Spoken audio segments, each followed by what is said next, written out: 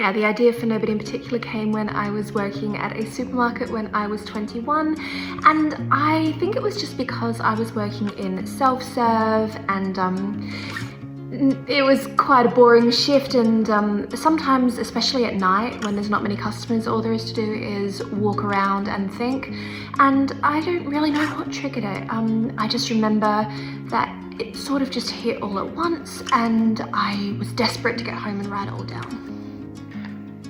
When I was a teenager, I mostly wrote thrillers and really high stakes books, and my debut was actually a thriller-esque sort of story, so that was the genre that I was in at the time, and I think I wrote it like that. It was probably a fairly similar story but with a much more dramatic ending, which had its pros and cons, but at the end of the day I think that it does work much better as more of a romance drama. I think I had a lot of feedback from editors at the time that the funny moments they were really appreciating and they wanted me to really lean into that. And I think there was some hesitation around the drama of the ending. I love drama. I definitely, if I could write soap operas, I would. Over the last decade, I would say that Rose and Danny have remained pretty consistent as characters since draft 1 even. Some side characters, for example Molly, used to be very different. The grief subplot that does run throughout the story wasn't really present in those early drafts, which I think definitely informed Molly's character and really made everything a little bit more 3D and lived in my opinion. I think one of the main messages I'm hoping readers take away from Nobody in Particular is that sometimes it seems like a good idea to sacrifice things short term to mold yourself to fit how society expects you to be, or who maybe people who care about you expect you to be. But the longer you do this for, the more and more consequences you will end up suffering. And it's really about like how much are you willing to change yourself for other people, and how long can you actually hold that up for. I have talked about this a little bit before, but over the years there have been quite similar stories to the original draft come out. One particular piece of media has the exact same plot beats as the original draft of Nobody in Particular.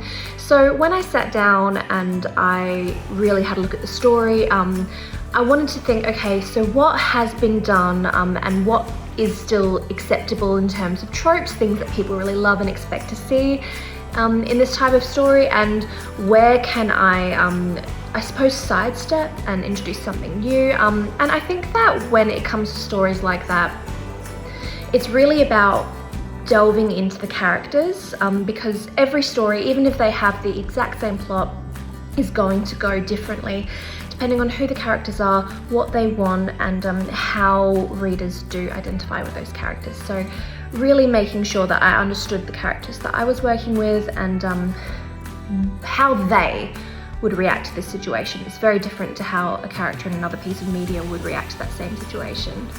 I think one of the biggest challenges is that I grew up in Australia and we have a royal family, so there were definitely some things about what royals can and can't do that to me were a little bit of like a the sky is blue situation, whereas I needed to make sure that my readers really understand what the stakes are and what the expectations are of these characters and why specifically this is such a tricky situation for the characters to be in. So I had to find a way to make sure that the story was spelling out the stakes without patronizing the readers or over explaining everything. And you know, I had to work pretty closely with my editors and with some other American friends on that particular aspect. Nobody in Particular has always been set in a fictional European country.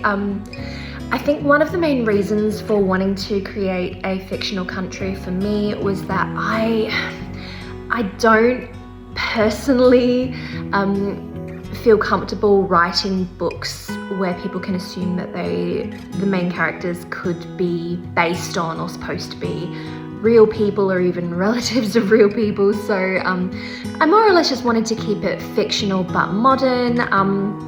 In terms of naming the country, I kind of just sat down and had a look at all of the different countries in Europe, and I wanted to keep the naming conventions somewhat similar. And one thing I noticed was that a lot of countries in Europe are actually one syllable followed by land. For example, like Finland, Greenland, Iceland, England, Poland, like the list goes on. So I thought, if I want to name a country something that's going to really blend in with all of those, I'm going to go for a one syllable starter followed by land, and that's how we ended up with Finland. I think that I am particularly interested in how characters process grief and trauma.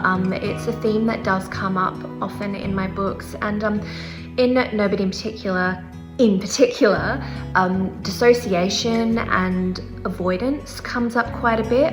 It's a topic that really does interest me quite a bit, especially as a psychologist, how we can deal with emotions by not dealing with emotions, and how that can affect not only ourselves but our relationship with those around us. What are our cultural expectations around how we process grief? What is strength when it comes to grief and hard times? So yeah, I think that that would be something that I would love to hear other people's thoughts on. I am writing a YA fantasy novel that is due to release next year. I can't talk too specifically about it just yet, but it does follow a teenage boy and a teenage girl. It is dual perspective. There is a lot of romance in it, and it kind of goes between the human world and the fairyland, I suppose, though that word doesn't come up in the book.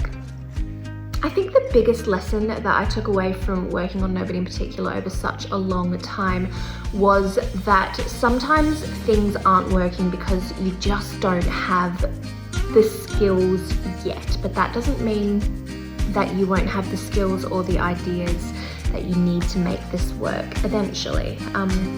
Sometimes it's just about you've got a fantastic idea, but you're not quite yet the version of yourself that can turn that idea into the book that you want it to be.